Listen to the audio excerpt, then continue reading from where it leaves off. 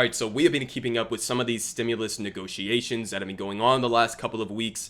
Joe Biden, who was supposedly going to be the new FDR, has spent all of this time negotiating with conservatives within his own party, like Joe Manchin and Kirsten Sinema, who have been protesting things like the $15 minimum wage and the eligibility thresholds for the $1,400 checks that were going out. We also know that Joe Biden on the campaign trail, when he was trying to win the 2 Georgia Senate seats, in addition to Raphael Warnock and Jon Ossoff, were promising those $2,000 checks. They already backed off, lied about that promise, brought it down to $1,400, and now on top of that, they are further restricting the eligibility of who is going to have access to these checks. Why?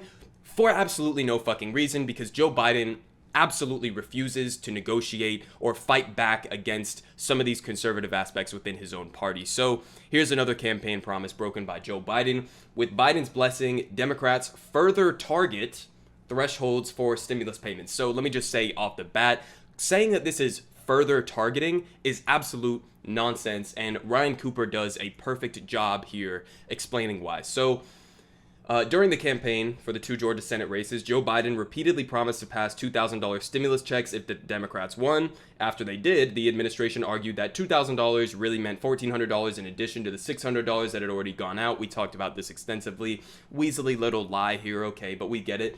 Whether or not that's true, now Biden is inarguably breaking his promise under pressure from moderates, Senate Democrats. Again, I disagree, and I will maintain this disagreement with ever calling them moderate Democrats. There is absolutely nothing moderate about opposing legislation that is supported by the vast majority of the country. These conservative Democrats, like Joe Manchin and like Kirsten Sinema, are basically Republicans. So call them conservative Democrats because that's what they are, or call them Republicans because that's essentially how they're functioning. But they're not moderates by any stretch of the imagination.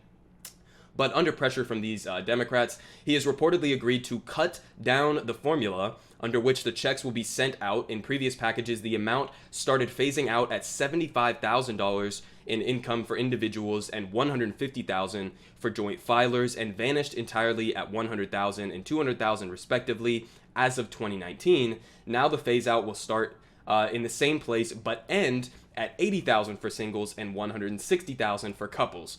In other words, Joe Biden is offering less than what Donald Trump did. He is sending out checks to less people than who Donald Trump sent out to. So the $1,400 promise clearly implied at least that the checks would go out according to the previous formula used by Trump.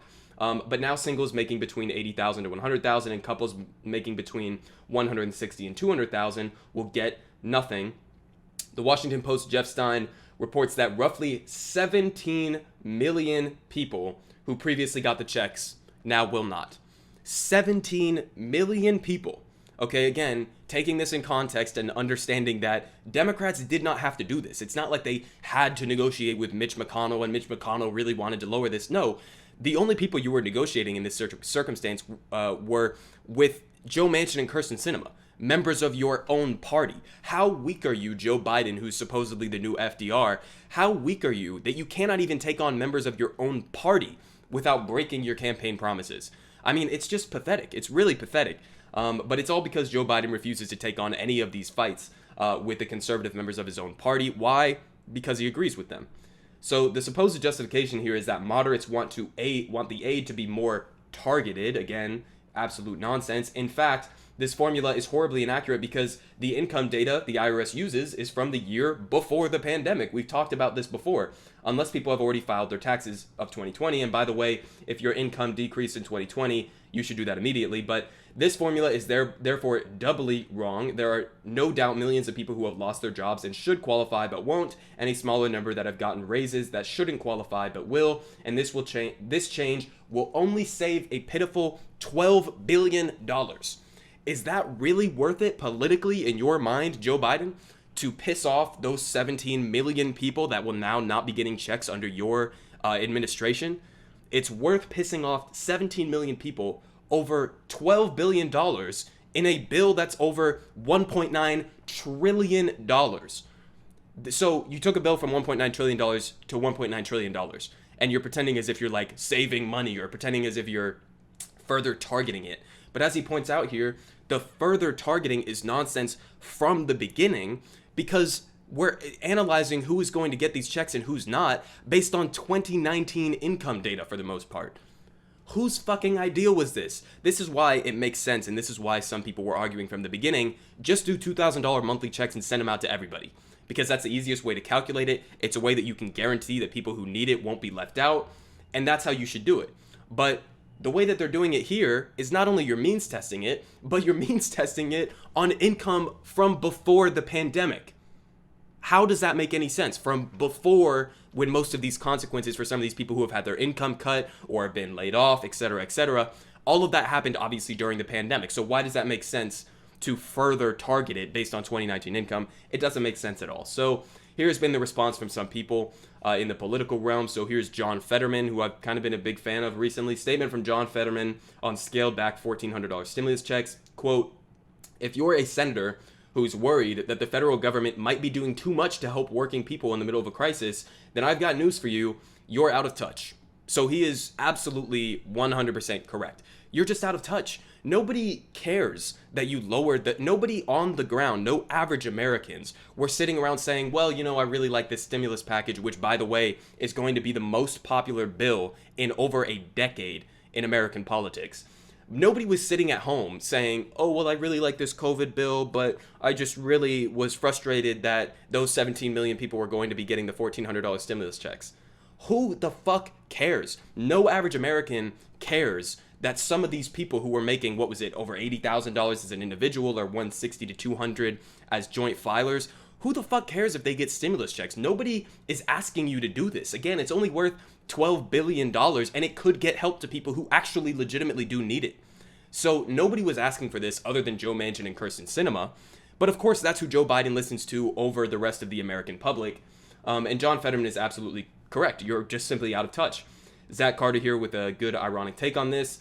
I cannot understand why so many Senate Democrats love doing unpopular things. Quote, hey voter, remember that $2,000 check I promised you? Well, you're not getting it. I worked hard to make sure that you're not getting it. And don't forget me, I did that, the thing, so that you will not get the money. I mean, yeah, that's pretty much exactly what they're doing here. And somehow they think this is a political or economic win. It doesn't make sense on any front. And AOC accurately pointing out here, conservative Dems have fought so the Biden administration sends fewer and less generous relief checks than the Trump administration did. Absolutely embarrassing. It's a move that makes little to no political or economic sense and targets an element of relief that is most tangibly felt by everyday people. This is an own goal. We have a responsibility to show people in the country what a Democratic majority can do for working people. That means more generous relief checks, $15 minimum wage, ending the filibuster to protect our democracy. It's a once-in-a-generation shot, and we need to legislate like it. So AOC is absolutely correct in this circumstance. Listen, it's a once-in-a-generation shot here that we have to actually pass some good legislation under a democratically controlled House, a democratically controlled Senate, and with Joe Biden as the president. The time is ticking on this window of opportunity because what I've said for a while and what I think other leftists are saying as well is it looks right now with how they're acting with this type of austerity in moments like this that Democrats are going to get wiped out in 2022 in the midterms. So we have a short window of time that we can actually pass some of this good legislation. But what is it going to take? It's going to take politicians actually standing up and fighting back against some of these conservatives in their own party. And I've seen some other people bring this up, and it's a fair question. Why is Joe Manchin unilaterally, as one senator from West Virginia, able to hold the entire bill hostage by saying he won't support it if there's a $15 minimum wage in it, which, by the way, is a policy supported by upwards of 67 to 70% of the country? Why is one senator have the ability to be essentially the king in this situation and say, I'm not going to vote for it if it's in the package? Well, you're on the wrong side of this fight, Joe Manchin. Why isn't Bernie Sanders coming out and saying, well, I'm not going to vote for the package if it's not in the package. I'm not going to vote for this COVID bill if the $15 is not included. Why are we not having this fight right now? That's something that I don't understand. And we talked the other day, but Bernie is proposing the $15 to be added as an amendment, so we are going to get to see some people vote on it, and that'll be pretty revealing. But I don't understand why this hostage taking only takes place from the conservative standpoint. Why are progressives in the House as well, when they were passing their bill or when the Senate version with the amendments attached onto it goes back to the House for their approval, why are House progressives, why are Senate progressives like Bernie Sanders not doing the same thing that Joe Manchin is doing right here? Why are you letting him control the narrative? Why is the scope of the debate on how much more we can restrict it instead of how much more we can add to it? That's what I don't understand, because these policies, again, are overwhelmingly supported by the public, and at some point or another, progressives are going to have to realize that the people are behind them, and if they take these fights, they can win them. They can actually win these fights if they're willing to take it. But that's what it's going to take. It's going to take progressives in Congress. It's going to take Bernie Sanders, etc., to take a firm line in the stance and do exactly what Joe Manchin is doing, because Joe Biden is not going to willingly negotiate with progressives if he thinks that progressives are just going to go along with everything that he wants, including watered down versions of a bill. I mean, this is really unacceptable.